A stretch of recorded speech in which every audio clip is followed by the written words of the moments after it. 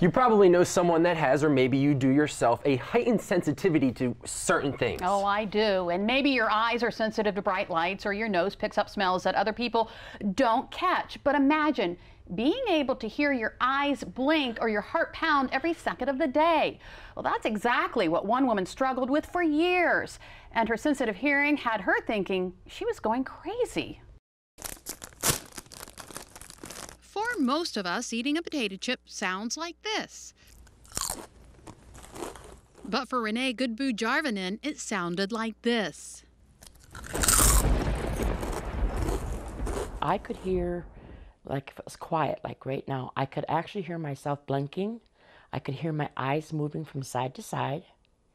I could hear my own heartbeat, like if the heart was put right on my eardrum, just boom, boom, boom. Jarvinen went to doctors and a psychiatrist searching for answers, but to no avail.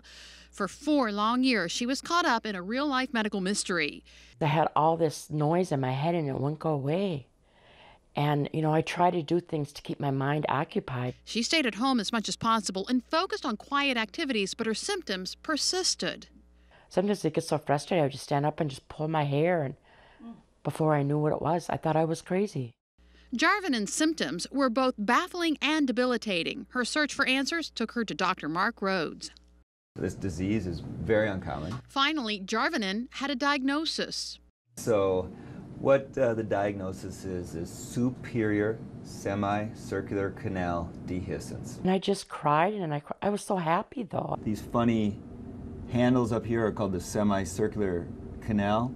The most top one, or the superior one, is supposed to be covered by bone, and this area of bone is dehiscent or missing. Jarvinen's diagnosis was confirmed by a surgical team. So in Renee's situation, she had this dehiscence on both sides, not just on one side.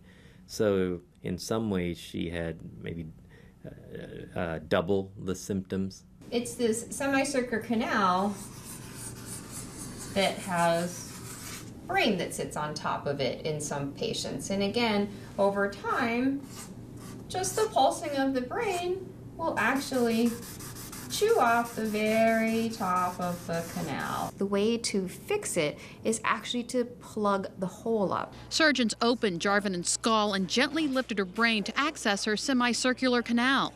Her own tissue was used to fill the holes. The key here was letting her know up front that she was going to have to go through 2 separate surgeries. Jarvinen had her first surgery in January. Her second was performed in June. 1 year after Dr. Rhodes' diagnosis, she is well on her way to recovery. I no longer hear my eyes move or blink. She's gone through a lot of surgery and a lot of recovery, and is just doing excellent. Looks great. Superior semicircular canal dehiscence, or SSCD, is a rare and often misdiagnosed condition. But Jarvinen and her doctors say they hope sharing her story helps other people find relief. I've never even heard of it. I just can't. Initially I think, oh, that'd be cool. I could hear what people are saying about me in the other room, but then after you think about it a little longer, it must be maddening. It would be. Yeah. I'm glad they found it. Now, from hearing too much to not hearing at all. Imagine what it would be like if you could no longer hear things around you. That's what happened to one woman who lost her hearing as a teenager, but thanks to advances in medical technology, she can now hear again. And after being deaf for nearly 10 years, processing sound again took a little getting used to. And wait until you hear what the world sounded like around her when she turned on her new hearing implant. It sounds just like Alvin and the Chipmunks to me. Rebecca Edelman can't stop smiling about the miracle in her ear, allowing her to hear nearly every sound for the first time since she was 15 years old. My hearing aids, I can still hear like low sounds, and so hearing all of the high-pitched sounds and the CHs and just all the word endings is amazing. That's the very implant that she received. The cochlear nucleus profile thin straight implant, to be exact. Dr. Trak Zhang installed the implant, the world's smallest, inside Edelman's ear last month for the first time anywhere. This is an advance in technology, but I think it represents a great leap forward. So there's been steady progress, steady advance, but I think we're at that critical point now where we have enough experience and we have the technological advances to put both of those two things together to create something that is really far superior. Oh yeah, that was much higher.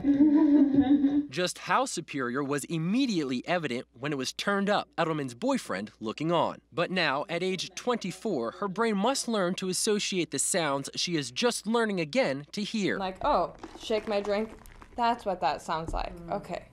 Just to make little connections so that everything makes sense again. But there is one thing.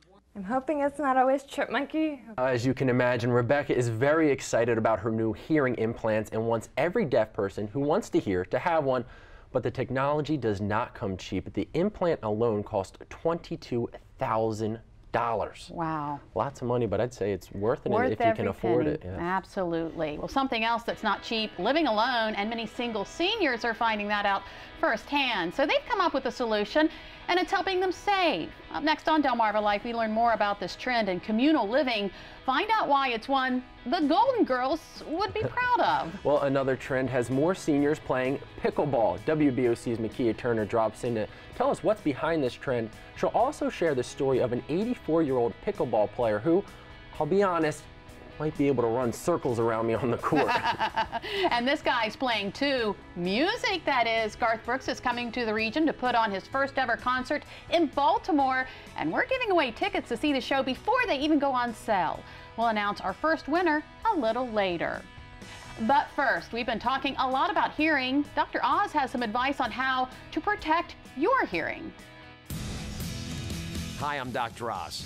Noise-induced hearing loss affects about 28 million adults. Any sound above the noise of heavy city traffic can cause damage, and motorcycles, sirens, and fireworks all go well beyond that. To stay safe, remember this rule. Avoid any sounds that are too loud, too close, or too long.